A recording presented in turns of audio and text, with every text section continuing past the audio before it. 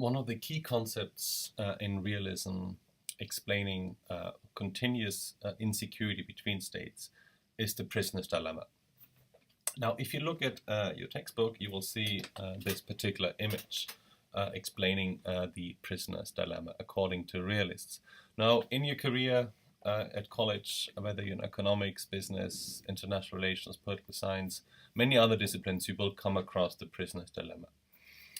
It's a foundation, of course, of game theory. Now, again, the prisoner's dilemma is having two prisoners, two actors, being given a choice. And the premise of the prisoner's dilemma is that those two actors cannot talk to one another.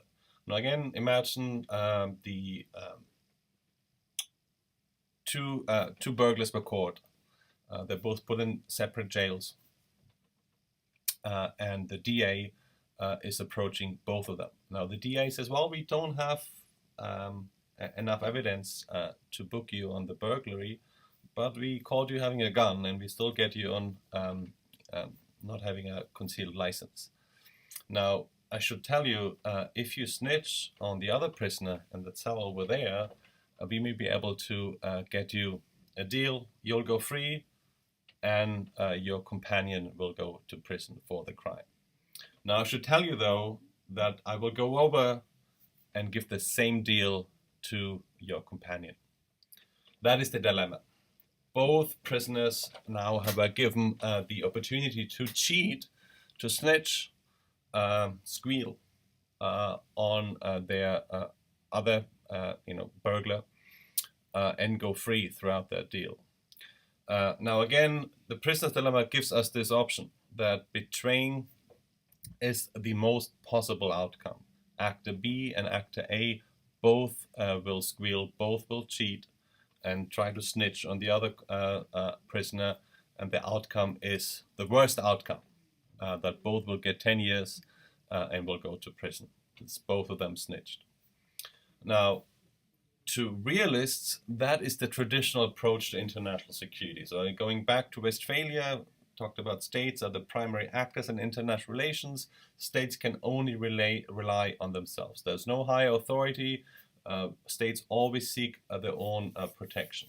So security is always being achieved at the expense of perceived or real enemies. Again, given the lack of communication, given this continuous mistrust, we're also dealing with issues of misperception. Are those really out to get us? Are they really planning an attack against us?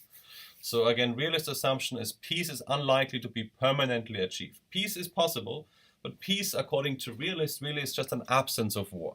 War is always an imminent possibility in international relations.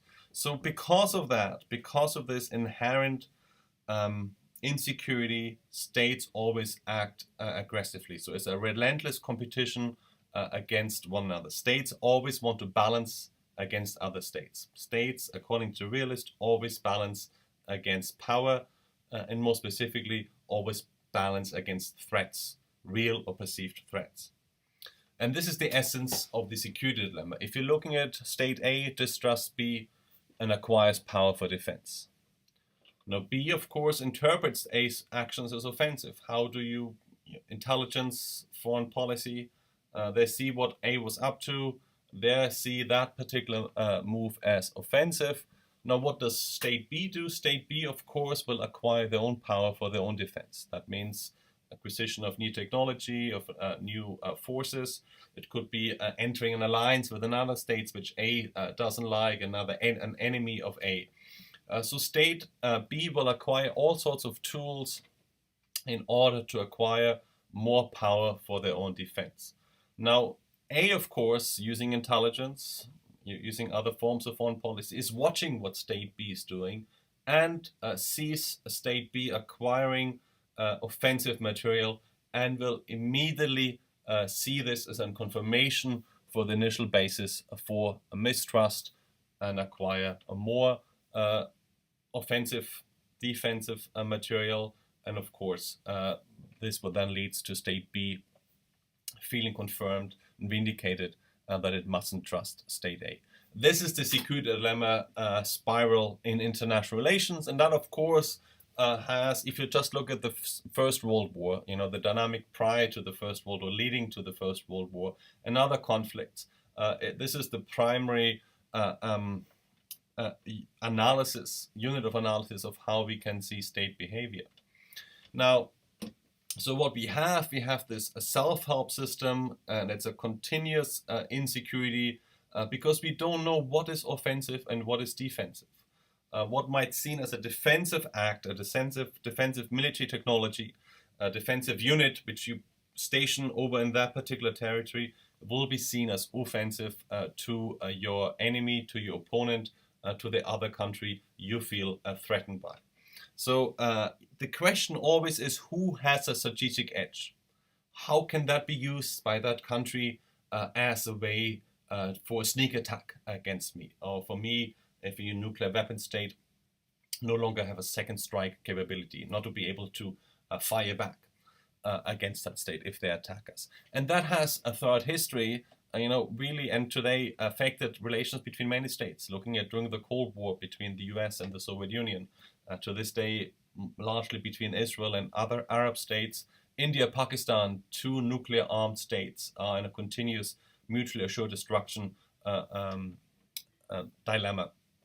And to this day, between North and South Korea, and of course, South Korea is allied with the United States. So looking at what happened last year in 2016, South Korea agreed for the US to supply with so-called THAAD missile defense system made by a US weapons manufacturer. Now, that particular missile defense system will detect incoming North Korean missiles against South Korea, and the manufacturer claims will most likely to be able to shoot down any incoming missile, giving a big edge to the South Koreans and US forces stationed in South Korea to be able to defend themselves against a North Korean attack. Now, again, this is a defensive system. It's a missile defense system. It is not an offensive missile system shooting missiles into North Korea. But not only the North Koreans, but also the Chinese, in particular the Chinese, were very, very nervous about this new missile defense system stationed so close to China, because China was worried this might give the US a strategic edge in a potential offensive war against China or any other Chinese ally such as North Korea. So again, what was seen and what was portrayed and perceived by the US and South Korea as a defensive weapon system was immediately seen as potentially something offensive to the Chinese and North Korea. So that's a prime example of a security dilemma today. So this leaves us with that conclusion: is why is cooperation so difficult? So we have this continuous and perpetual state of mistrust in international relations. We have two issues here according to the prisoner's dilemma and according to realists. One is the problem of cheating.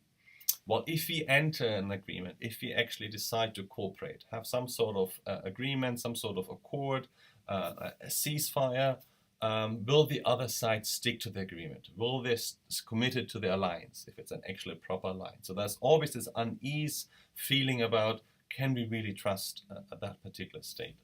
And then the second one is problem of relative gains. How much does the other state gain by entering in that agreement, by entering in that particular cooperation, by not going to war, by not threatening to use force?